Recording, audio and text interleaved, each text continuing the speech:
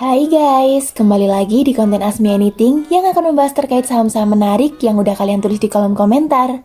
Sama seperti biasanya, Ko Filbert akan rutin membahas satu persatu pertanyaan yang dirasa cukup menarik untuk menambah insight kalian tentang investasi. Bagi yang belum terjawab, mohon bersabar. Dan bagi yang penasaran tentang saham tertentu, tulis aja di kolom komentar di bawah. Oke, langsung aja ini dia pertanyaannya.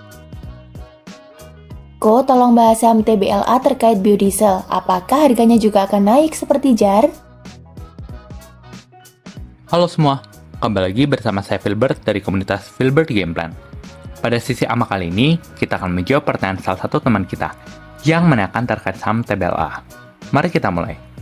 Kita sering mendengar kalau swasembada energi merupakan salah satu prioritas pemerintah. Hal tersebut tercermin dari program pemerintah, sekaligus untuk melindungi devisa negara, yaitu B40. Program ini berlaku sejak awal 2025 dan menyerap 16 juta ton CPO per tahun. Lebih tinggi 2 juta ton dibandingkan B35 yang diberlakukan pada 2023 dan 2024. Peningkatan demand biodiesel artinya akan ada alokasi ekstra yang pemerintah berikan ke perusahaan yang mampu menghasilkan biodiesel, salah satunya TBLA. PT Tunas Baru Lampung Tbk didirikan pada tahun 1973 dan IPO di bursa pada tahun 2000. Perusahaan bergerak dalam produksi minyak goreng, margarin, CPO, PKO, biodiesel, dan produk turunan sawit lainnya. Selain itu, perusahaan memiliki segmen gula dengan merek Rose Brand. Beberapa tahun terakhir, TBLA melakukan ekspansi pabrik biodiesel. Alhasil, perusahaan menerima lebih banyak job dari Pertamina. Dari sebelumnya 365.000 kiloliter di 2023 dan 381.000 di 2024 menjadi 809.000 di 2025. Di tahun 2026 saat ini belum diketahui, namun seharusnya sama atau sedikit lebih tinggi.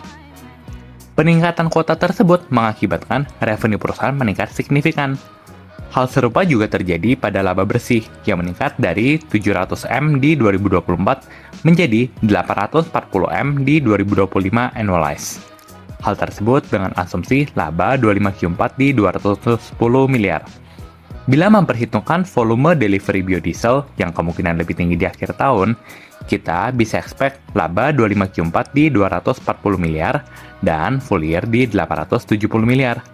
Sehingga valuasi sekarang melambangkan per 4,6 kali. Last, ada beberapa hal yang perlu kita note.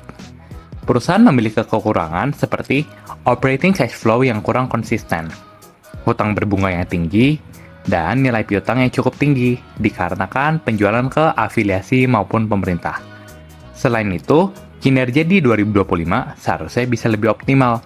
Namun, dikarenakan penjualan segmen gula sedang tertekan akibat regulasi kuota impor gula, alhasil, kinerja meski masih bertumbuh lumayan, namun tidak maksimal.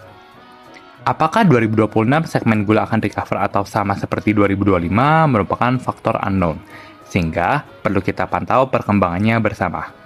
Oke, sekian untuk video kali ini, semoga bermanfaat, dan bila kalian ingin tanya apa, silahkan leave di komen ya, and see you guys in the next video. Bye-bye!